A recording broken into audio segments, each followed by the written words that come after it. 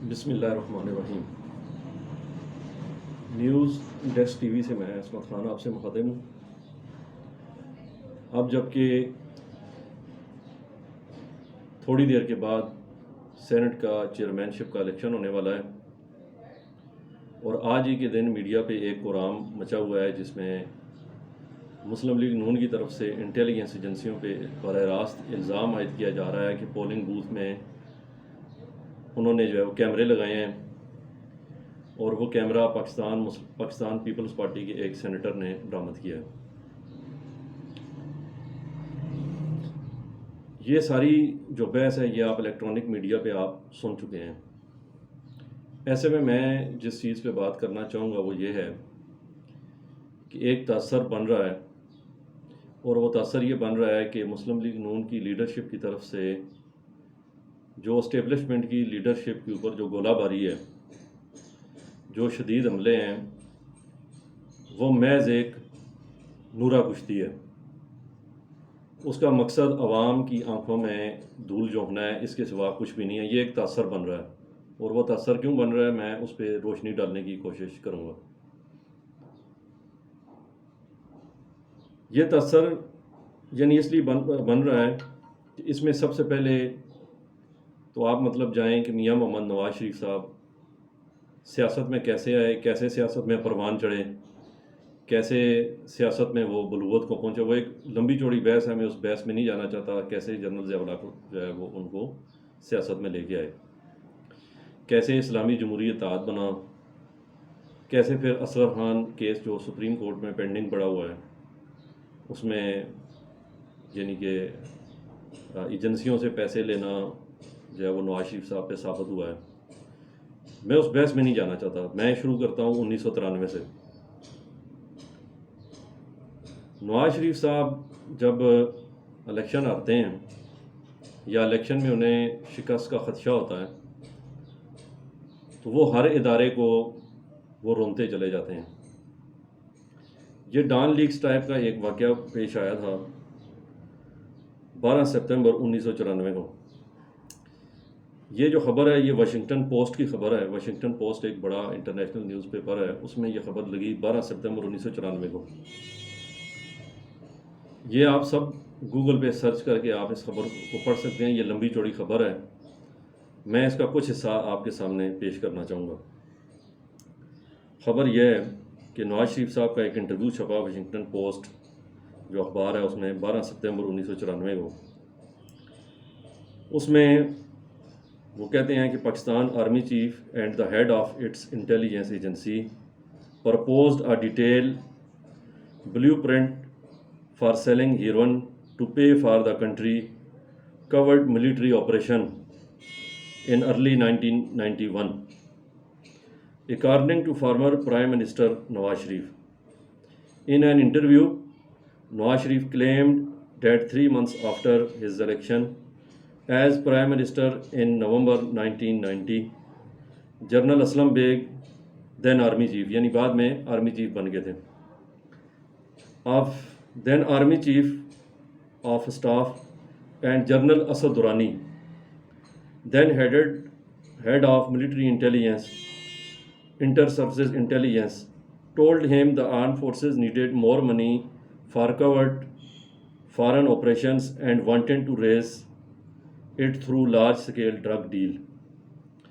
یہ میں نے صرف شروع کا حصہ میں نے پڑھا ہے، باقی آپ خود گوگل پہ جا کے اس کو پڑھ سکتے ہیں۔ یہ واشنگٹن پوسٹ 12 ستمبر 1994 کو یہ انٹرویو چھپتا ہے۔ اس میں یعنی کہ جب میاں محمد نواز شریف کو محسوس ہوا کہ وہ الیکشن ہار جائیں گے یا ہار گئے ہیں تو انہوں نے براہ راست اس وقت کی جو ملٹری قیادت ہے اس پہ انہوں نے الزام لگایا کہ بیرون ملک انٹیلیجنس آپریشنز کے لیے وہ میرے پاس آئے۔ انہوں نے کہا کہ اس کے لیے ہمیں فنڈ کی ضرورت ہے، اور ہم اس کے لیے بیرون ملک ہیروئن سمگلنگ کی جو ہے بڑی ڈیلز ہم کرنا چاہتے ہیں۔ اس کے لیے ہمارے پاس پلان موجود ہے، آپ بحیثیت پرائم منسٹر ہمیں آپ اس کی اپروول دیں۔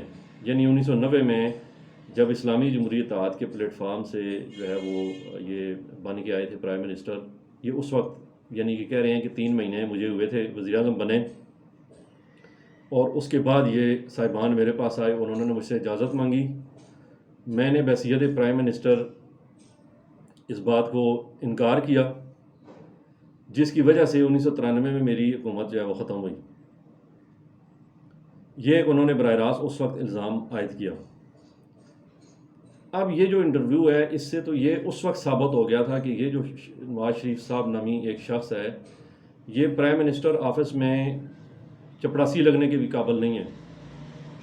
یعنی کہ انٹیلیجنس ایجنسیاں پوری دنیا میں بہت بڑے بڑے آپریشن کرتی ہیں، اور ہیڈ آف جو اسٹیٹ ہوتا ہے یا چیف ایگزیکٹو جو ہوتا ہے وہ کبھی بھی اس طرح اپنے ملک کی ایجنسی جو ہوتی ہے اس کے اگر خدا نہ خواستہ یعنی کہ کوئی اس طرح کی اگر چیز ہو بھی تو اس کو وہ یعنی کہ اپنے سینے میں وہ دفن رکھتا ہے جب تک وہ اس دنیا سے رخصت نہیں ہو جاتا.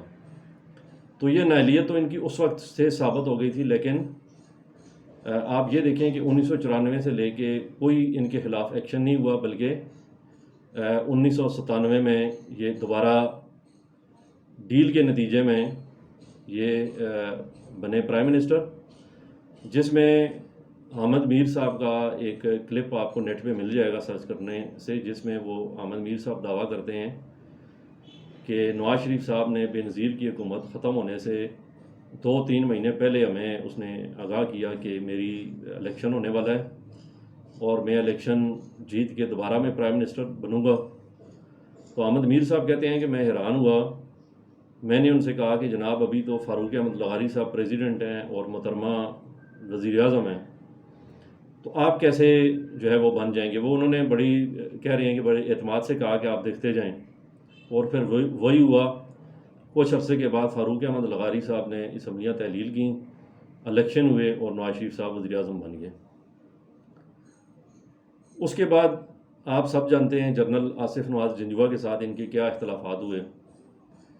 اس کے بعد پھر آپ سب جانتے ہیں یہ عبدالوحید کاکڑ صاحب کے ساتھ، ان کے پہلے 1993 میں یہ اختلافات جو ہے یہ ہو چکے تھے جنرل وحید کاکڑ کے ساتھ. لیکن جنرل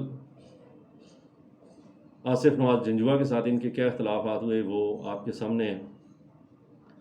اس کے بعد یہ پرویز مشرف کے ساتھ ان کے 1999 میں جو کارگل کے اوپر اختلافات ہوئے وہ بھی آپ کے سامنے ہیں.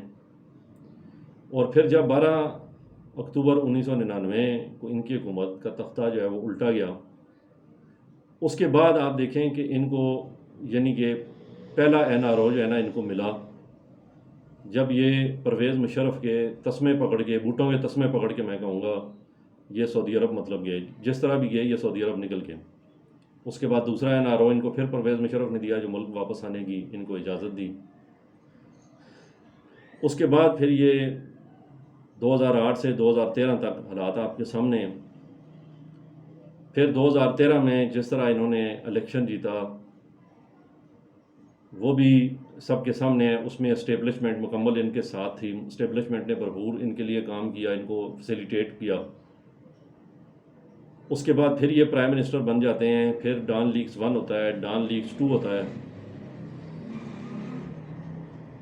اور ڈان لیکس 1 میں مریم صفدر صاحبہ کو بیٹی سمجھ کے چھوڑ دیا جاتا ہے، درگزر کر دیا جاتا ہے، جی بیٹی ہے درگزر کریں. اب میرا یہاں پہ سوال ہے کہ یہ کسی اگر عام کسی غریب آدمی کی اگر بیٹی ہوتی تو کیا اس کو بھی اس طرح معافی دی جاتی اور کہا جاتا کہ درگزر کریں جی بیٹی ہے؟ جتنی خواتین جیل میں بند ہیں پھر سب کو آپ رہا کر دیں، وہ بھی کسی کی مائیں ہیں، کسی کی بہنیں ہیں، کسی کی بیٹیاں ہیں.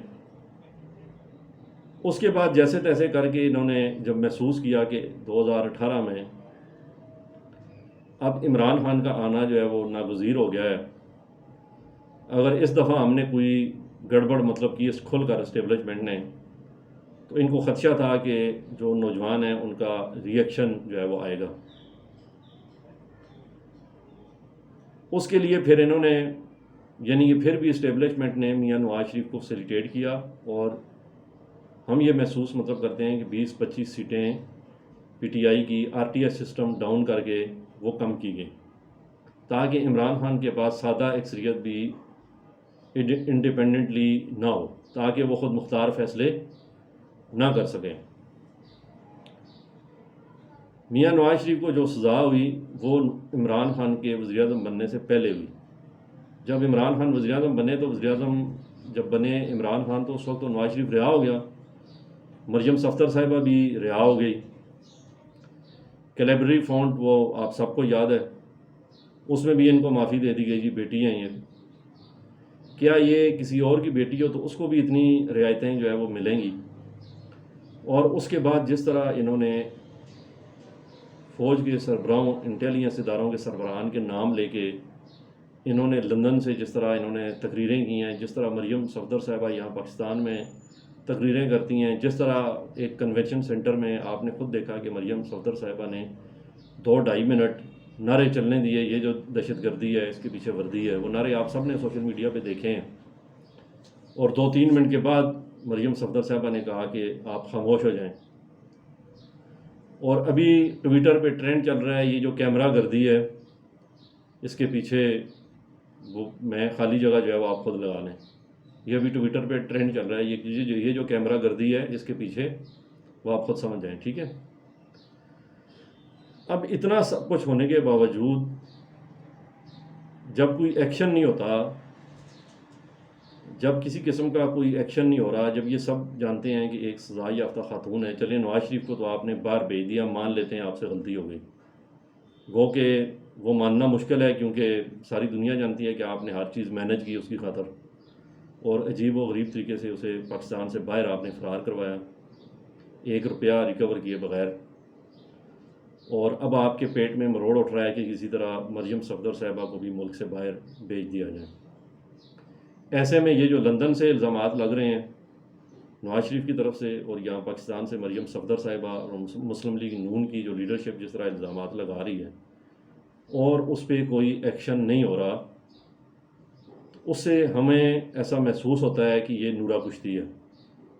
اس کا مقصد صرف یہ ہے کہ عمران خان صاحب کو پریشرائز کیا جائے اور عمران خان کو جا کے کہا جائے دیکھیں جی آپ کی وجہ سے ہمیں گالیاں پڑ رہی ہیں، لہٰذا آپ دیکھیں نا، آپ اس خاتون کو جانے دیں اور آپ اپنے 5 سال پورے کریں. اور پھر جب 2023 آئے گا تو عمران خان ویسے ہی جو ہے وہ غیر مقبول ہو جائے گا، پھر ہم کوئی لنگڑی لولی حکومت جو ہے وہ اس وقت دوبارہ برس اقتدار آ جائے گی، اور ایسے ہی سسٹم جو ہے یہ چلتا رہے گا. اب یہ فیصلہ آپ نے کرنا ہے کہ کیا یہ واقعی نورا کشتی ہے، ایکشن کیوں نہیں ہو رہا، سب خاموش کیوں ہیں، یہ فیصلہ جو ہے یہ آپ نے کرنا ہے. میری طرف سے آپ سب کو السلام علیکم. پھر میں ریکویسٹ کروں گا کہ چینل کو سبسکرائب کریں، لائک کریں اور شیئر کریں. السلام علیکم.